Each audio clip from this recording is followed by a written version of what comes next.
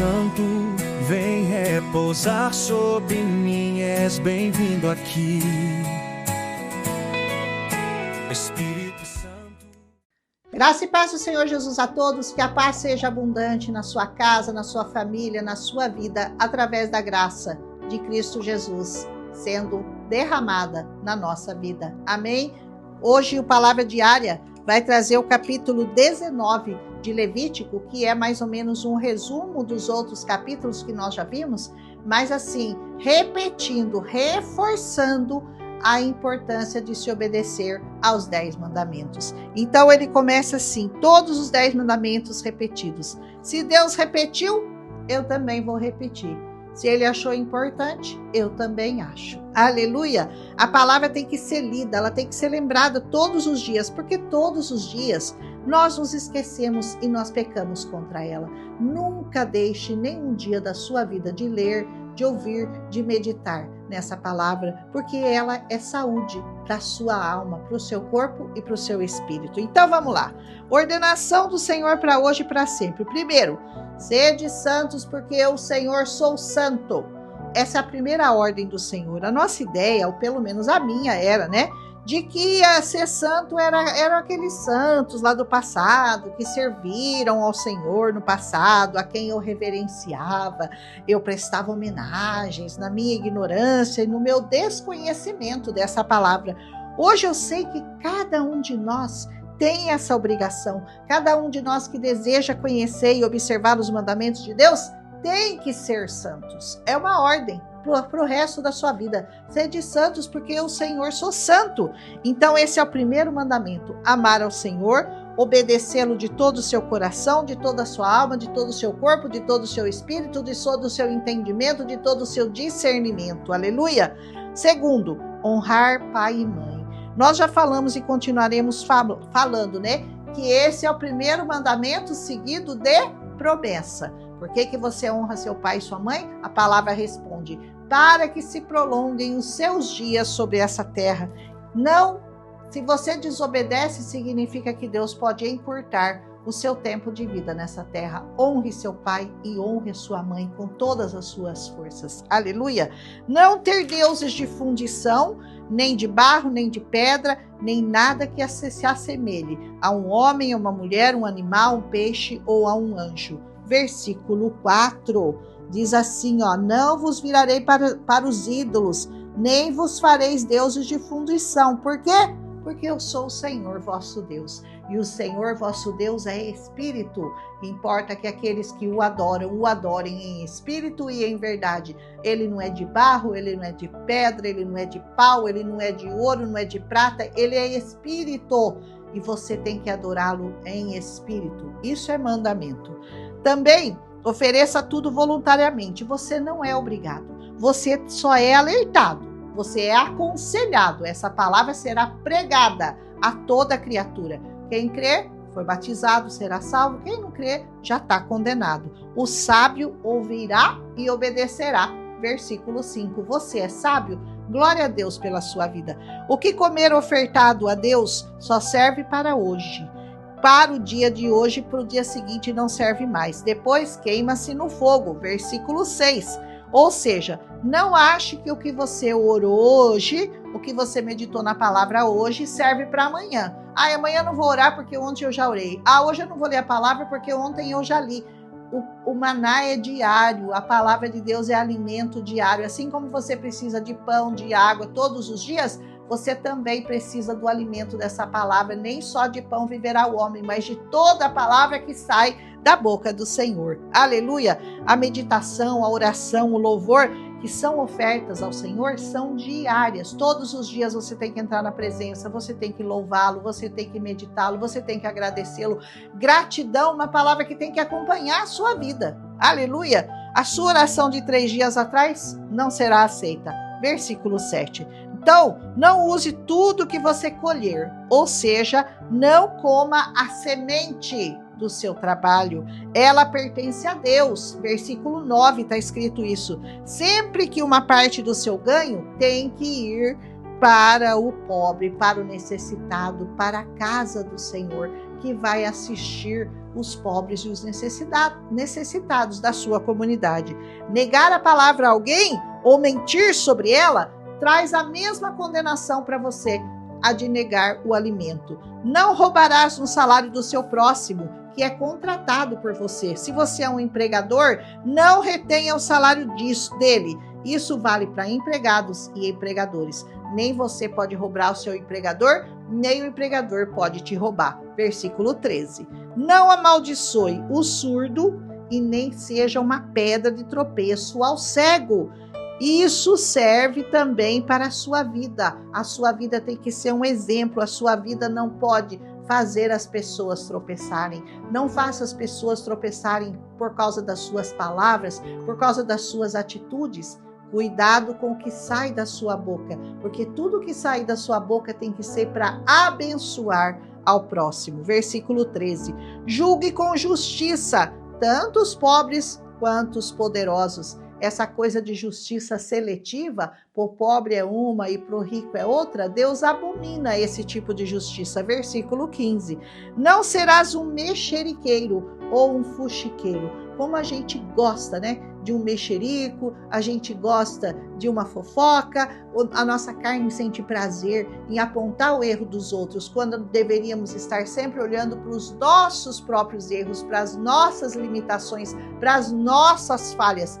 Mas é muito mais fácil falar do outro do que olhar para você mesmo e ver que você é que é o falho, você é que tem problema, você é que tem que se curar todos os dias, amém? Senhor, livra-nos da tentação de fazer fofoca. Aleluia. Nosso corpo ama essas coisas.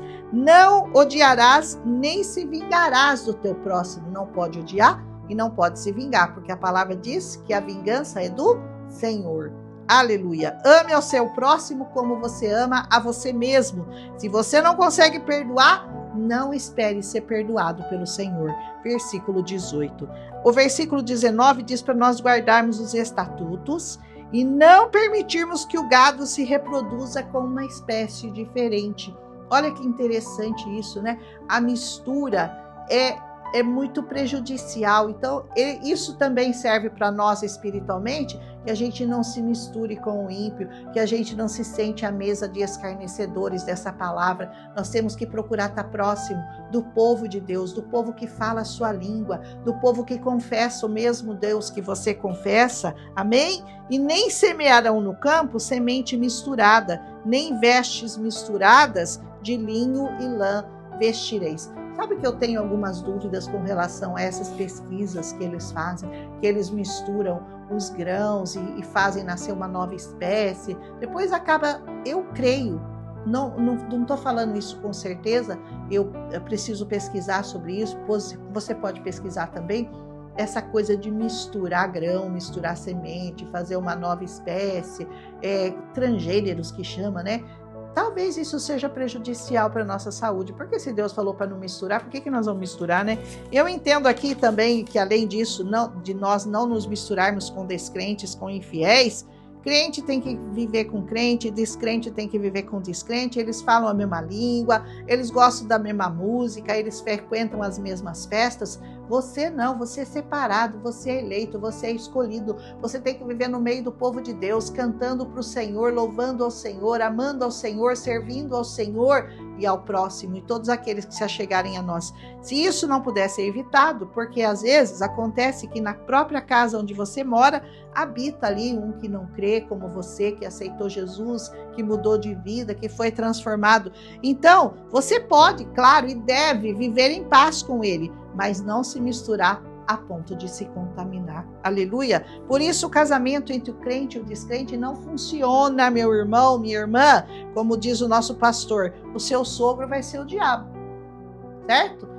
Toma muito cuidado com quem você escolhe para passar o resto da sua vida, porque a nossa vida, quando você tem um impedimento para estar na presença do Senhor, é uma coisa muito terrível de você suportar ao longo dos anos. Então não era permitido deitar-se, outra coisa, não era permitido deitar-se com uma serva que fosse casada e não tivesse sido resgatada, porque eles tinham que resgatar a serva do outro, certo? Ela seria açoitada e ele teria que trazer um sacrifício para o Senhor, para expiação do pecado, caso ele se casasse com uma serva que tinha sido casada com outro e ele não tinha resgatado ela. Resgate significava dinheiro.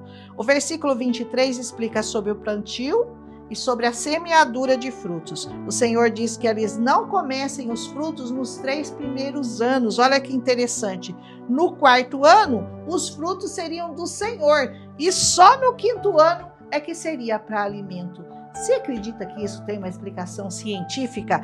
Isso tem a ver com o fato de que as frutas não têm o mesmo sabor e a mesma qualidade nos 3 primeiros anos de vida. No 4º, quando elas ficavam boas, elas tinham que ser dadas para o Senhor, entregues para o Senhor, consagradas ao Senhor. E só no 5º ano é que eles poderiam, então, começar a comer os frutos que eles haviam plantado. Seguir essas leis, com certeza, faria aumentar a produção. Porque quando você não come os frutos nos 3 primeiros anos, no 4º você colhe, mas entrega para o Senhor, no 5º você teria uma colheita abundante. Isso é científico, viu, gente? Verso 25. Deus é sábio em tudo. Eu costumo dizer que a Bíblia ensina para nós sobre tudo. Sobre plantar, sobre colher, sobre viver, sobre morrer, sobre saúde, sobre nutrição, sobre arquitetura, sobre ordem e justiça, sobre leis, sobre maternidade, sobre tudo.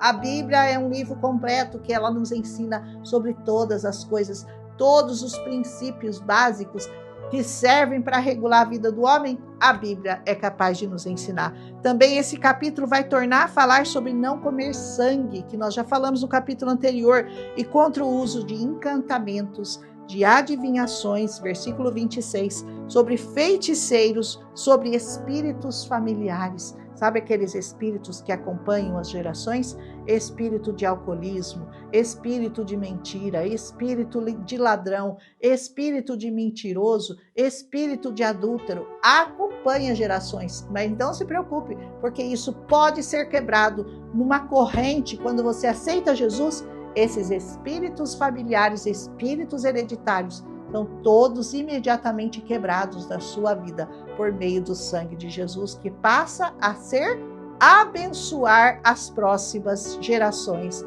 que virão depois de você. Então, outra coisa, não fazer corte na carne pelos mortos. Os antigos, né?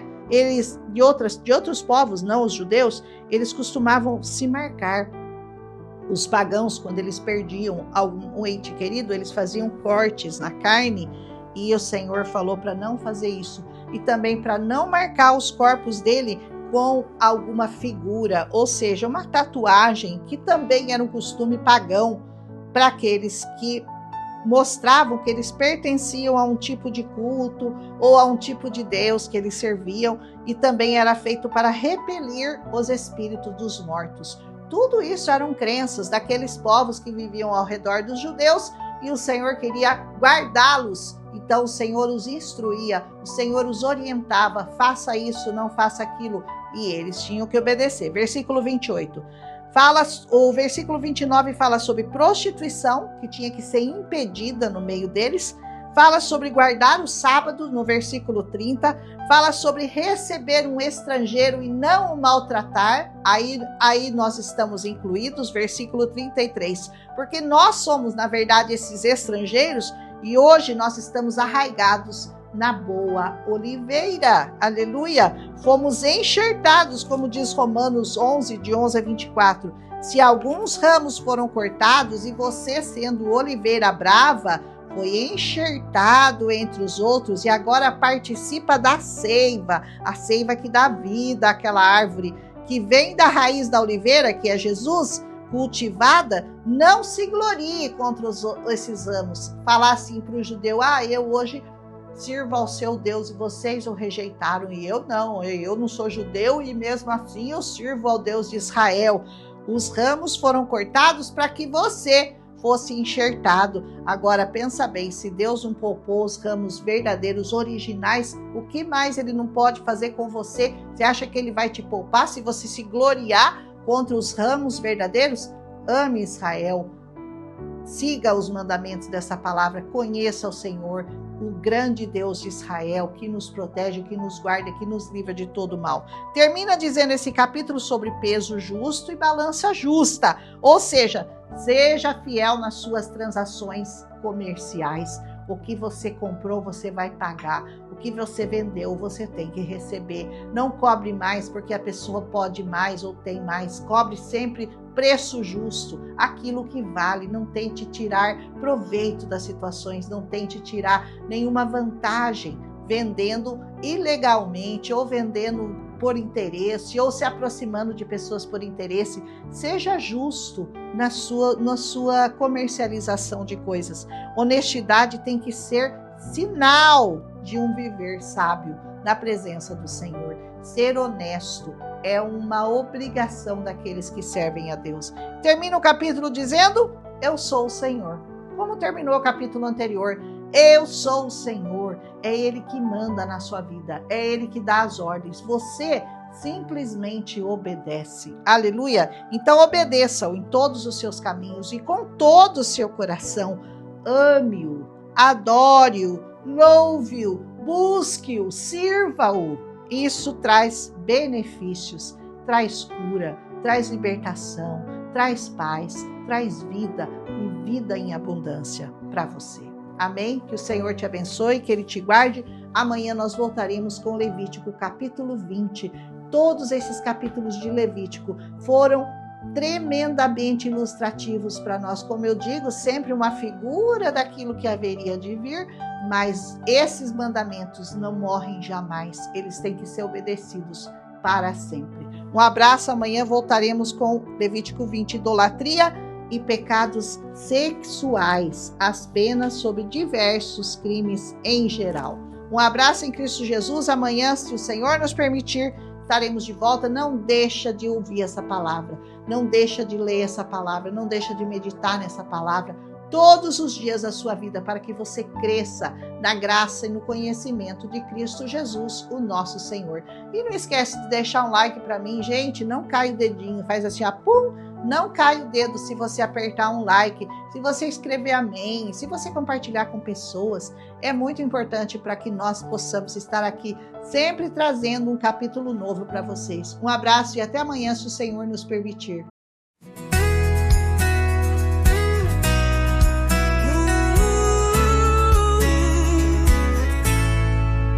Espírito Santo, vem repousar sobre mim, és bem-vindo aqui.